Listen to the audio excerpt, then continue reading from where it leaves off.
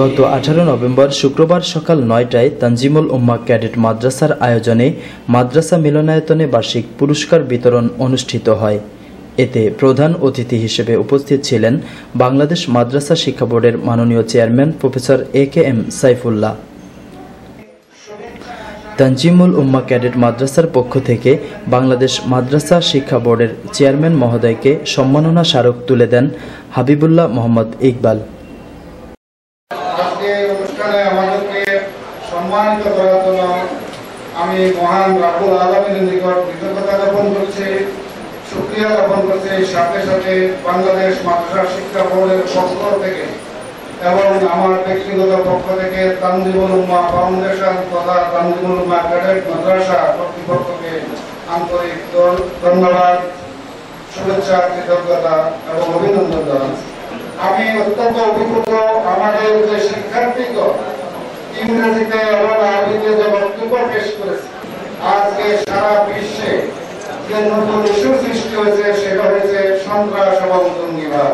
মাদ্রাসাও আজ পর্যন্ত কোন সন্ত্রাস এবং জঙ্গিবাদের সাথে সম্পৃক্ত সেটা কোন রকম কোন সংস্থা সেটা আজ পর্যন্ত প্রমাণ করতে পারে নাই।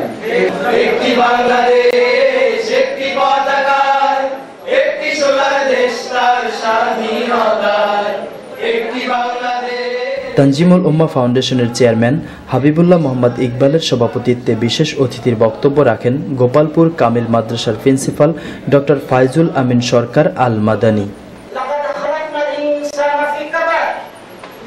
আমি তোমাদেরকে সৃষ্টি করেছি, তোমরা যেন কষ্ট করে শ্রম দিয়ে নিজেদেরকে সৎ মানুষের গঠন করতে পারো। সাথে সাথে ফুটতো না ফুল, গাইতো না পাখি আর গান। স্বাগত বক্তব্য পেশ করেন তানজিমুল উম্মাহ ফাউন্ডেশনের senior vice chairman doctor Abdullah Al Mamun. এবং আমরা দায়িত্বহীন ভাষায় ঘোষণা করতে চাই যে মাদ্রাসায় যারা পড়ালেখা করে, মাদ্রাসায় যারা শিক্ষা নেয়, তারা কোনোভাবে জঙ্গিবাদের সাথে সম্পৃক্ত নয়। তোমার মহান নামে খুশি আমি সান্ত্বনা। আমাদের চেয়ারম্যান স্যার অত্যন্ত ব্যস্ততার মধ্যেও আমাদেরকে সময় দিয়েছেন। আমরা আল্লাহর কাছে ওনার জন্য দোয়া করি, আল্লাহ তাআলা খুব জাযা ওনাকে দান করেন। সকলে আমিন। অনুষ্ঠানে শিক্ষার্থীদের সাংস্কৃতিক পরিবেশনা সবাইকে মুগ্ধ করে।